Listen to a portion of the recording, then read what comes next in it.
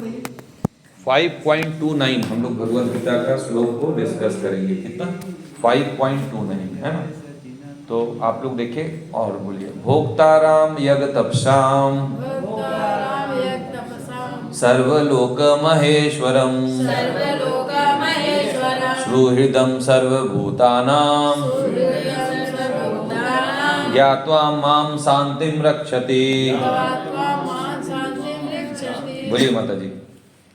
भोक्ताराम यत्तपसाम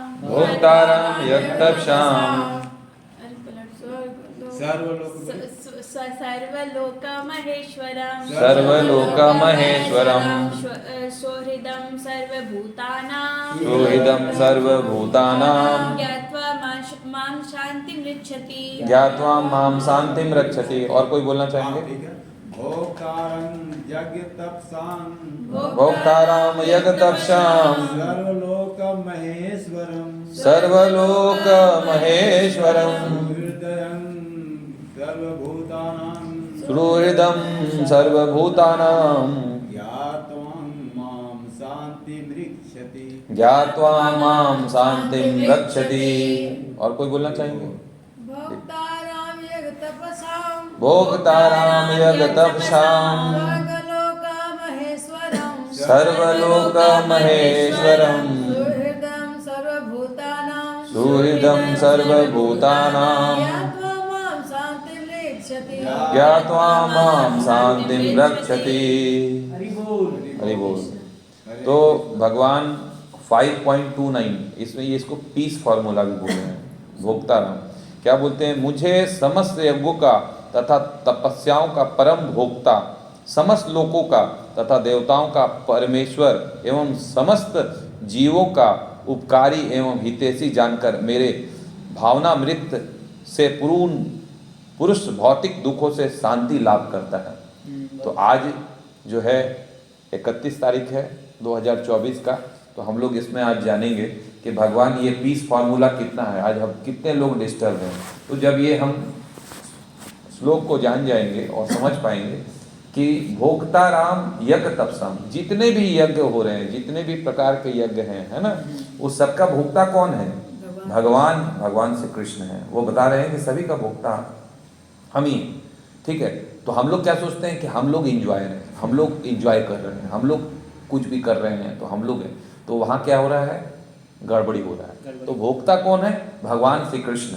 भोक्ताराम यज्ञ तपसाम, जितने भी यज्ञ हैं, जितने तरह के जो आज जो भी बन रहा है, जो भी सुविधाएं हैं, उस सारे का भोक्ता भगवान है। अगर भगवान को हम भोक्ता माने। भोक्ताराम यज्ञ तपसाम सर्वलोक महेश्वरम, सभी लोगों का। हम लोग ब्रह्मांड एक लोग देख पा रहे हैं, तो ऐसे असंख्य ब्रह्मांड है। 3/4 जो है आध्यात्मिक लोक है। ये अभी जो हम पृथ्वी देखते हैं तो 7 नीचे 7 ऊपर 14 भुवन है ना। उसमें सभी के भोक्ता, सभी के जो मालिक कौन है?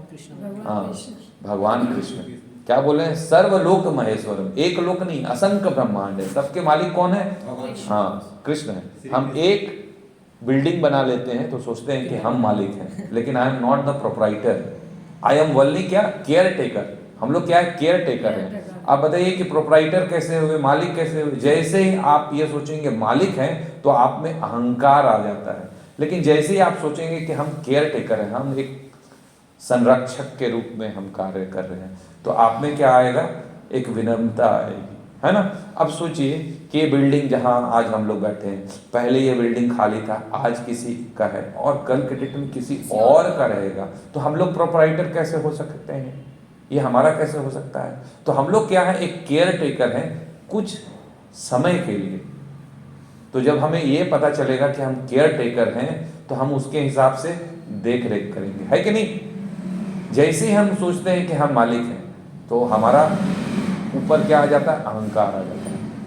तो भगवान क्या बोलते हैं? भोक्ताराम यज्ञ तपसाम सर्वलोक महेश्वरम सुहृदं सर्वभूतानां। सुहृदं मतलब कहने का अर्थ है सबके वेल विशर, सबके शुभ चिंतक। तो क्या आप अब जैसे हैं, हम लोग सोचते हैं कि हमारे वेल विशर कौन है? हमारी पत्नी, बच्चे, हमारे परिवार, रिलेटिव्स, ये हमारे फ्रेंड्स, ये हमारे वेल विशर हैं। नहीं, वो हमारे वेल विशर कैसे हो सकते हैं? वेल विशर शुभचिंतक वो हो सकते हैं जो आपके हृदय के बात को जाने। एक माँ के हृदय के बात को पिता नहीं जानता है, पुत्र के बात को माता नहीं जानती है। हृदय के बात को जाने, जो जानता है उसको सॉल्व कर सकता है, उसको ठीक कर सकता है, जिसमें जानने की क्षमता हो, जिनमें समझने की क्षमता हो और उसे ठीक करने की क्षमता हो, वही आपका एक वेल विशर हो सकता है कि नहीं? हिंदी में क्या होता है प्रभु? वेल विशर क्या होता है? वेल विशर का मतलब हुआ आपका अच्छा सोचने वाला, आपका जैसे हितैषी। जैसे आप सोचते हैं आप अपने बच्चे के लिए बहुत ही अच्छे हैं, लेकिन क्या आप अपने बच्चे के लिए अच्छे सोच पा रहे हैं? उसके बच्चे में क्या तकलीफ है, अंदर में शारीरिक तकलीफ, मानसिक तकलीफ, आप नहीं समझ पाएंगे। क्योंकि हमारी वो जो बुद्धि है, वो जो क्षमता है, वो बुद्धि और क्षमता वो क्षणिक है, हम समझ नहीं पाते। हम सोच पाते हैं, नहीं पाते। तो हम सोचते हैं हम उसके वेल विशर हैं, हम कुछ हद तक वेल विशर हैं, लेकिन पूरा वेल विशर कौन है? भगवान कृष्ण, जो उसके हृदय में आज नहीं असंख्य समय से उसके शुभचिंतक हैं और आगे भी रहेंगे और उसके प्रॉब्लम को सॉल्व कर सकते हैं। हम और आप क्या एक क्षणिक हद तक कर सकते हैं, एज ए केयर टेकर की तरह, वेल विशर नहीं, निमित्त मात्र की तरह, है ना?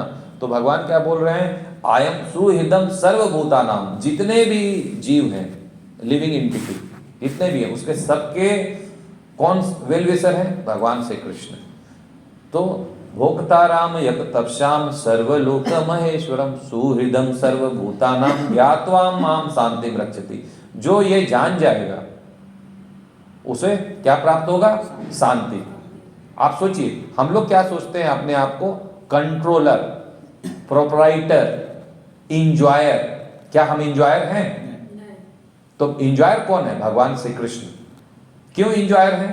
आप ये सोचे हैं? तो क्या हम कितना हद तक इंजॉय कर सकते हैं? अब एग्जाम्पल के लिए हमको मीठा खाना है, तो हम एक मीठा खाएं तो हमको अच्छा लगेगा, फिर 2 खाएं तो अच्छा लगेगा, लेकिन जैसे ही 10 पार करेंगे तो हमको अच्छा लगेगा क्या? तो हाँ, कहाँ से एंजॉय किए? बर्दाश्त नहीं कर पाएंगे। उसी प्रकार से आप सोचें कि जो इंजॉयर है, अभी जैसे एग्जाम्पल के लिए खेत है, खेत में क्या हुआ? फसल हुआ, और वो फसल है ना, फसल को हम खुद खाएंगे, सारा चीज करेंगे, तो हम सोचेंगे हम इंजॉयर हैं, हम इंजॉय करेंगे। लेकिन आप ये सोचिए कि वो खेत किसने बनाया, वो बारिश ने किसने दिया, वो धूप किसने दिया, है ना? तो क्या होता है? एग्जाम्पल के लिए आप समझिए कि एक पिता का पुत्र जो है पैसा कमाता है, पिता जीवन भर उसको पढ़ाता है और पढ़ के बच्चा एक अच्छे नौकरी को जाता है। जब नौकरी पकड़ता है और वो अपने प्रथम सैलरी से ला के अपने पिता को एक शॉल गिफ्ट करता है, तो उस पिता को कितना अच्छा लगता है। क्यों? उसके पिता ही उसको जीवन भर पढ़ाए, सारा चीज किए, लेकिन वो अपनी कमाई से, प्रथम सैलरी से ला के अपनी पिता को एक साड़ी देता है, शॉल देता है, तो माँ कितनी फूली नहीं समाती। क्यों?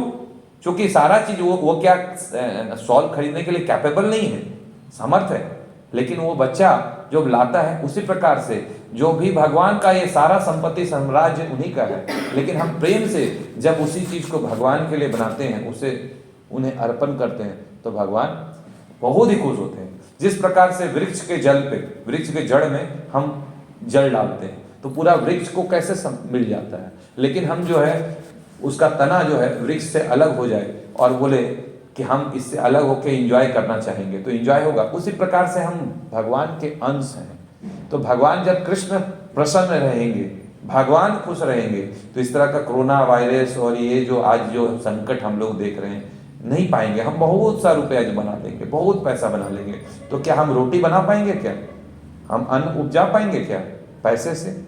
नहीं, उसके लिए जमीन चाहिए। हम खा पाएंगे क्या? तो कौन है इंजॉय? कृष्ण। तो कृष्ण के इंजॉयमेंट में क्या है? अगर हम कुछ को लगाएंगे, चीजों को देंगे, तो हम खुशी होंगे। उसी प्रकार से जब हम ये समझते हुए कि भगवान ही भोक्ता है, हर चीज के भोक्ता कौन है, मालिक कौन है? भगवान है, तो हम क्या है? प्रसन्न रहेंगे। उसी प्रकार से हम सोचेंगे कि हम इस चीज के मालिक नहीं हैं, तो भी हम प्रसन्न रहेंगे, है ना? और ये हम सोचेंगे कि मेरे से ज्यादा वेल विशर कौन है? हम तो एक निमित्त मात्र की तरह हम अपने बच्चों को कर रहे हैं, आप अपने जो भी कर रहे हैं, लेकिन ये सोचेंगे हमारे से जितना सामर्थ्य हम कर पा रहे हैं, लेकिन हम क्या बोलेंगे? बाकी कृष्ण आपके लिए जो है अच्छा करेंगे, हम भगवान से प्रार्थना करते हैं कि भगवान जो है आपके शुभ चिंतक हैं और आपके लिए अच्छा करेंगे। तो जब हम ये सोच के वो बोलेंगे तो क्या होगा, उनका सब चीज अच्छा होगा। तो ये हमें समझना चाहिए कि पीस फॉर्मूला क्या है। भोक्ता राम यप तपसाम सर्वलोक महेश्वरम सुहृदम सर्वभूतानाम ज्ञात्वा माम शांतिम रक्षति। इसी में एक स्टोरी आपको एक लाइन बता के ये समाप्त हम करते हैं इस श्लोक को। एक कैलाश करके एक व्यक्ति था, वो क्या था कि मतलब एक घर से बहुत आसक्ता था, बहुत बढ़िया बिल्डिंग बनाया, बहुत बढ़िया बिल्डिंग, और बिल्डिंग बनाया, कुछ दिन के बाद उसने शरीर अपना त्याग दिया। शरीर त्यागने के बाद क्या हुआ कि उसे घर से आसक्त था, तो नेक्स्ट लाइफ जो है वो कुत्ता बन के जन्म लिया। तो अब क्या किया है, तो कुत्ता बन के जन्म लिया तो उस घर में के आसपास उसी घर में गया। अब क्या है, नारद मुनि आए और उसको पूछते हैं कि बाबू कैलाश तुम चलो, अब तो तुम्हारा क्या है, सब तुम्हारा जो घर था वो तो समाप्त हो गया, अब तुम कुत्ते में क्या, अब इस घर को भगवान की भक्ति में लगते हैं, प्रसाद पाते हैं। बोला नहीं नहीं नहीं, ये हमारे बच्चे जो हैं घर बढ़िया से देख रेख नहीं कर रहे हैं, देखिए कैसे कैसे छोला खोल के चले जाते हैं, कुछ भी कर रहे हैं। तो प्रेम से बोलो राधा माधव की, गौर निताई की जय। तो क्या हो रहा है कि वो खुले छोड़ के चले जा रहे हैं, तो इसीलिए हम क्या देख रहे हैं, फिर वो कुत्ता अपना शरीर छोड़ता है और फिर शरीर छोड़ने के बाद फिर क्या है, अगले बार फिर सर्प का योनि मिलता है, सर्प सांप। तो फिर सांप का योनि मिलने के बाद क्या होता है, जब फिर नारद मुनि आते हैं और वो खेत वेत में अपना करते रहता है। बोलता अरे मेरे बच्चे जो हैं इतने हैं, वो फसल को देख रेख नहीं कर रहे हैं, है ना, ये तो देखिए कैसे छोड़ के कोई भी आके ये काट के चला जा रहा है, कुछ नहीं कर पा रहा है, तो मैं इसका रखवाली कर रहा हूँ। तो यही हमको समझना है, क्या वो उसका रखवाली कर रहा था, कुछ दिन बाद आया और कोई आया उसको मार दिया फिर से सांप को।